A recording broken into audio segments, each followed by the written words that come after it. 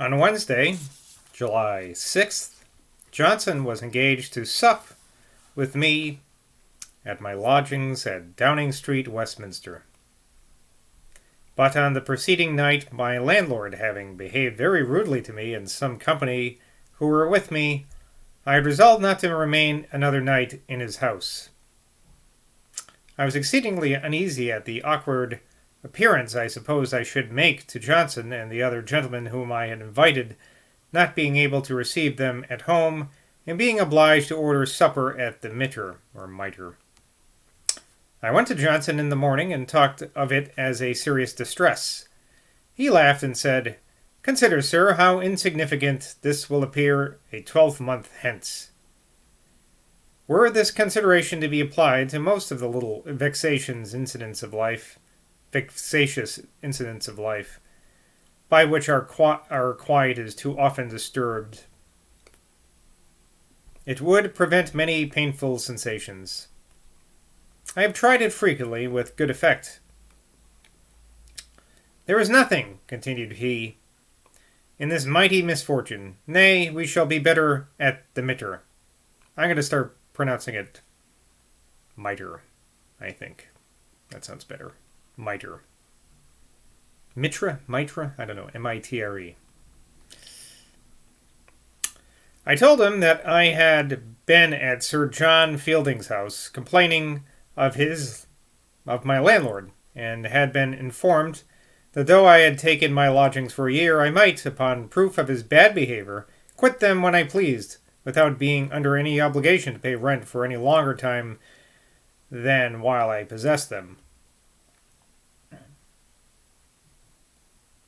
The fertility of Johnson's mind could show itself even upon so small a matter as this.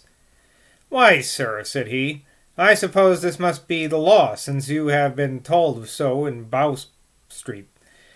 But if your landlord could hold you to your bargain and the lodgings should be yours for a year, you may certainly use them as you think fit. So, sir, you may quarter 2 lifeguardsmen upon him, or you may send the greatest scoundrel you can find into your apartments, or you may say that you want to make some experiments in natural philosophy, and may burn a large quantity of asophatia in his house." I don't know what that is, but I imagine it's something that smells bad. Asfoetida. A-S-S-A-F-O-E-T-I-D-A. I'll look it up after I'm done reading. I had as my guest this evening at the Mitre Tavern Dr. Johnson, Dr. Goldsmith, Dr. Thomas Davies, Mr. Eccles, an Irish gentleman of whose agreeable company I was obliged to Mr. Davies, and the Reverend Mr. John Ogilvy, who was desirous of being in company with my illustrious friend, while I, in my turn, was proud to have the honor of showing one of my countrymen upon what easy terms Johnson permitted me to live with him. The Northern Bard mentioned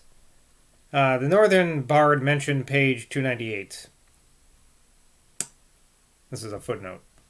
When I asked Dr. Johnson permission to introduce him, he obligingly agreed, adding, however, with a sly pleasantry, "But he must give us none of his poetry." It is remarkable that Johnson and Churchill, however much they differed in other points, agreed on this subject. See Churchill's Journey. It is, however, but justice to Dr. Argyll to observe that his Day of Judgment has no inconsiderable share of merit. So I guess this John Ogilvy is a poet that Johnson doesn't particularly like, but he's friends with Boswell, so he'll let him hang out with them. Goldsmith, as usual, endeavored with too much eagerness to shine, and disputed very warmly with Johnson against the well-known maxim of the British Constitution, "The king can do no wrong," affirming that what was morally false could not be politically true, and as the king might, in the exercise of his regal power, command and cause the doing of what was wrong, it certainly might be said in sense and in reason that he could do wrong. Fair point. Johnson counters this. Sir, you are to consider that in our Constitution, according to its true principles, the king is the head. He is supreme. He is above everything, and there is no power by which he can be tried. Therefore it is, sir, that we hold the king can do no wrong, that whatever may happen to be wrong in government may not be above our reach by being ascribed to majesty. Redress is always to be had against oppression by punishing the immediate agents. The king, though he should command, cannot force a judge to condemn a man unjustly. Therefore, it is the judge whom we prosecute and punish. Political institutions are formed upon the consideration of what will most frequently tend to the goods of the whole, although now and then exceptions may occur.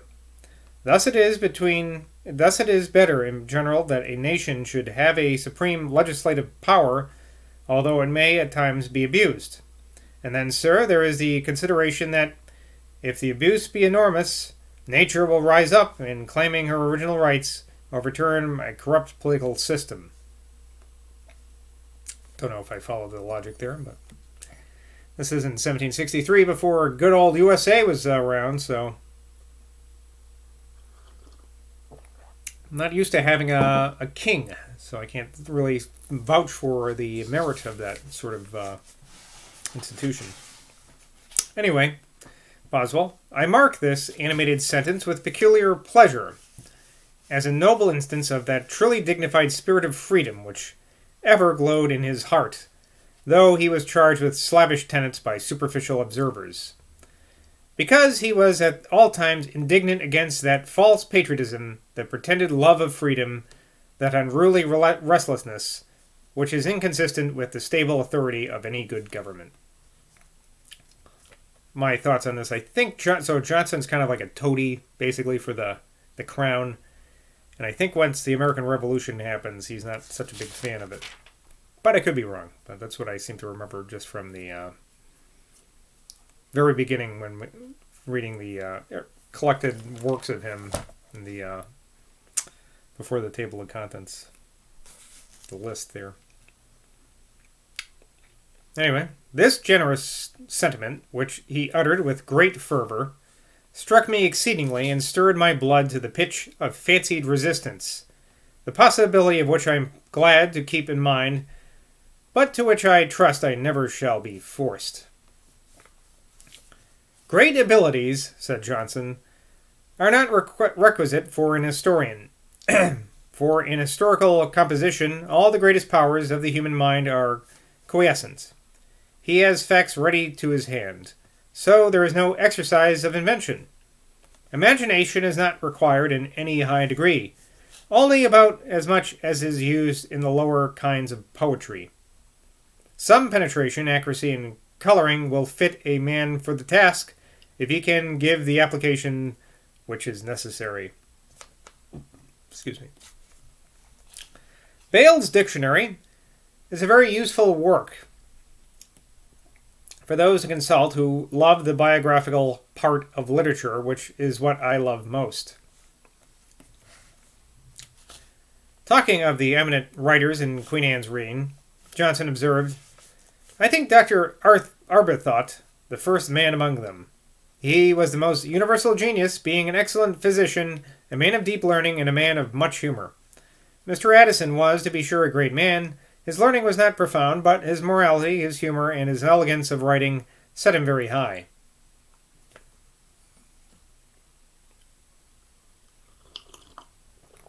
Mr. Ogilvy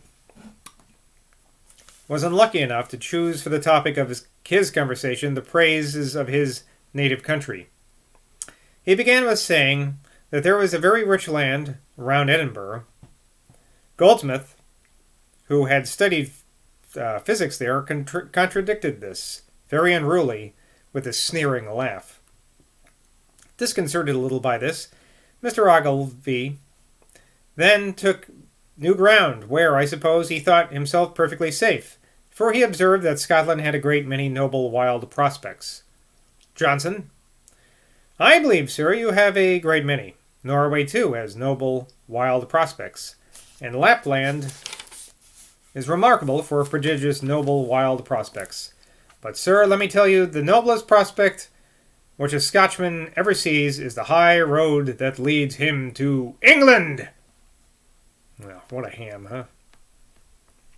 This unexpected and pointed sally produced a roar of applause. After all, however, those who admire the rude grandeur of nature cannot deny it to Caledonia. Lost illusion on me. On Saturday, July 9th, I found Johnson surrounded with a numerous levee, but have not preserved any part of his conversation.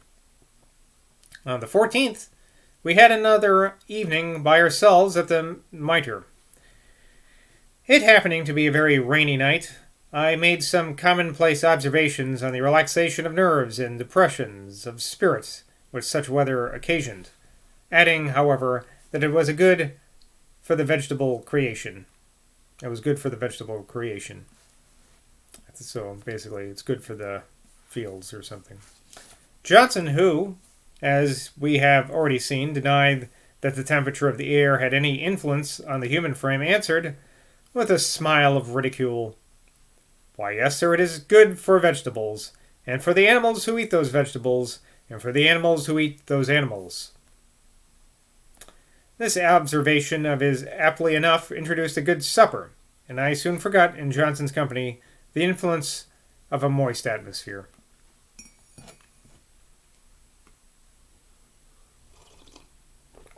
Feeling myself now quite at ease as his companion, though I had all the possible reverence for him, I expressed a regret that I could not be so easy with my father, though he was not much older than Johnson, and certainly, however, respectable, and had not more learning and greater abilities to depress me. I asked him the reason of this. Johnson replied, "Why, sir, I am a man of the world. I live in the world, and I take in some degree the color of the world as it moves along. Your father is a judge in a remote part of the island, and all his notions are taken from the old world. Besides, sir, there must always be a struggle between a father and son, while one aims at power and the other at independence." I said, I was afraid my father would force me to be a lawyer.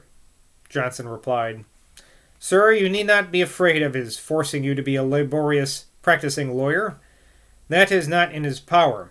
For as the proverb says, one man may lead a horse to the water, but 20 cannot make him drink. He may be displeased that you are not what he wishes you to be, but that displeasure will not go far. If he insists only on you having as much law as is necessary for a man of property, and then endeavors to get you into Parliament, he is quite on the right." He enlarged very convincingly upon the excellence of rhyme over blank verse in English poetry. I mentioned to him that Dr. Adam Smith, in his lecture upon composition, when I studied under him at the College of Glasgow, had maintained the same opinion strenuously, and I repeated some of his arguments. Johnson replied, "Sir, I was once in company with Smith, and we did not take to each other. But had I known that he loved rhyme as much as you tell me he does, I should have hugged him." Rhyme. Not with you on that, Johnson. Talking of those who denied the truth of Christianity, he said, "It is always easy to be in the negative side. If a man were now to deny that there is salt upon the table, you could not reduce him to an absurdity. Come, let us try this a little further. I deny that Canada is taken, and I can support my denial by pretty good arguments. The French are a much more numerous people than we, and it is not likely that they would allow us to take it. But the ministry has assured us in all the formality of the Gazette that it is taken. Very true. But the ministry has put us to an enormous expense by the war in America, and it is their interest to persuade us that we have got something for our money. But the fact is confirmed by thousands of men who were at the taking of it. Aye, but these men have still more interest in deceiving us. They don't want that you should think the French have beat them, but that they have beat the French. Now, suppose you should go over and find that it is really taken, that would only satisfy yourself. For when you came home, we will not believe you. We will say you have been bribed. Yet, sir, in understanding all these plausible objections, we have no doubt that Canada is really ours. Such is the weight of common testimony. How much stronger are the evidences of the Christian religion?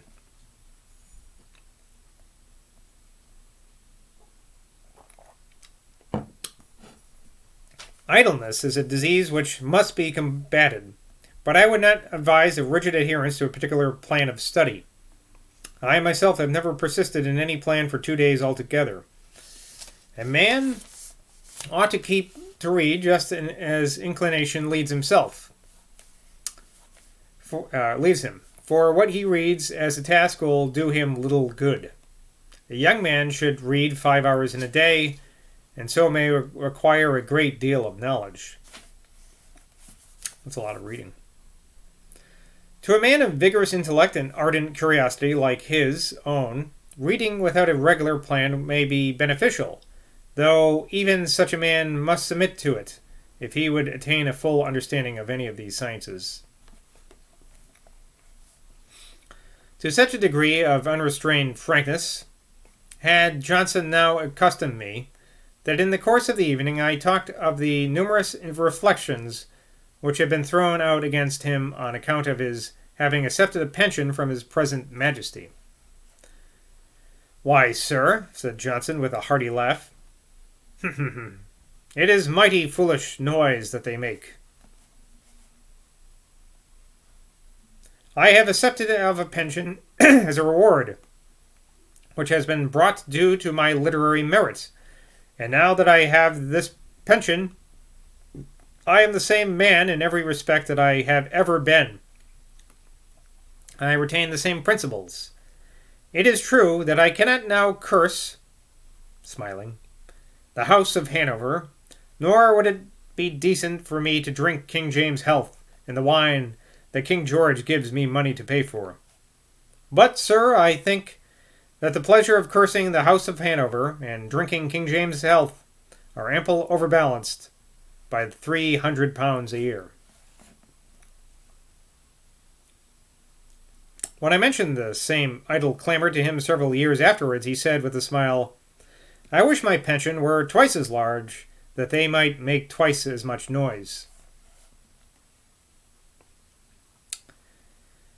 There was here most certainly an affectation of more Jacobitism than he really had, and indeed an intention of admitting for the moment in a much greater extent than it really existed the charge of disaffection imputed to him by the world, merely for the purpose of showing how dexterously he could repel an attack, even though he was placed in the most disadvantaged position. For I have heard him declare that if holding up his right hand would have secured victory at Culloden to Prince Charles's army, he was not sure he would have held it up. So little confidence had he in the right claimed in the House of Stuart, and so fearful was he of the consequences of another revolution on the throne of Great Britain. And Mr. Topham Beauclerk assured me he had heard Johnson say this before he had his pension. At another time he said to Mr. Langton, "Nothing is ever offered that has made it worth my while to consider the question fully." He, however, also said it to the same gentleman, talking of King James II. It was become impossible for him to reign any longer in this country. He no doubt had an early attachment to the House of Stuart, Johnson, but his zeal had cooled as his reason strengthened. Indeed, I heard him once say that after the death of a violent Whig, for whom he used to contend with great eagerness, he felt his Toryism much abated. I suppose he meant Mr. Walmsley. Yet there is no doubt that in earlier periods he was wont often to exercise both his pleasantry and ingenuity in talking Jacobitism. Jacobitism. Jacobitism. My much respected friend, Dr. Douglas, now Bishop of Salisbury, has favoured me with the following admirable instance from his lordship's own recollection. One day, when dining at our old Mr. Langton's, where Miss Roberts, his niece, was one of the company, Johnson, with his usual complacent attention to the fair sex, took her by the hand and said, "My dear, I hope you are a Jacobite." Old Mr. Langton, who, though a high and steady Tory, was attached to the present royal family, seemed offended, and asked Johnson with great warmth what he could mean by putting such a question to his niece. "Why, sir," said Johnson, "I meant no offence to your niece. I meant her a great compliment. A Jacobite, sir, believes in the divine rights of kings. He that believes in the divine rights of kings believes in a divinity. A Jacobite believes in the divine rights of bishops. He that believes in the divine right of bishops believes in the divine authority of the Christian religion. Therefore, sir, a Jacobite is neither an atheist nor a deist. That cannot be said of a Whig, for Whiggism is a negation of all principle."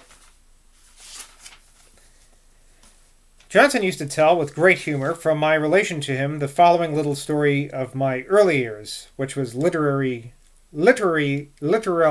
true. Boswell, in the year 1745, was a fine boy, wore a white cockade, and prayed for King James, till one of his uncles, General Cochrane, gave him a shilling on a condition that he should pray for King George, which he accordingly did. So you see, says Boswell, that Whigs of all ages are made the same way.